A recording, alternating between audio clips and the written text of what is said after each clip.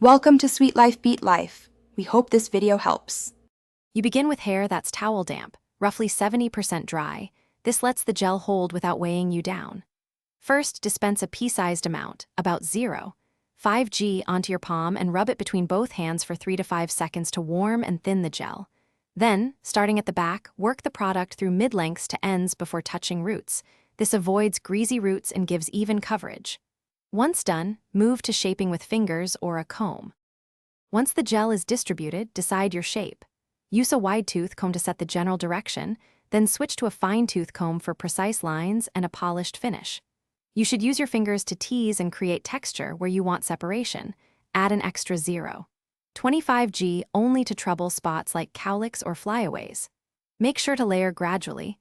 Apply a small additional amount if you need stronger hold, rather than dumping a large blob. This keeps hair flexible and natural. To finish, let your style air dry for the most natural hold. Alternatively, use a blow dryer on low heat while shaping with a brush for quicker setting. Once dry, check for crunchy patches, soften them with a tiny dab rubbed between fingertips, then smooth gently. This preserves shape without losing hold. If you notice flaking or white residue later, wash with a clarifying shampoo, reduce the next application amount, and warm the gel longer in your hands before applying to prevent clumps.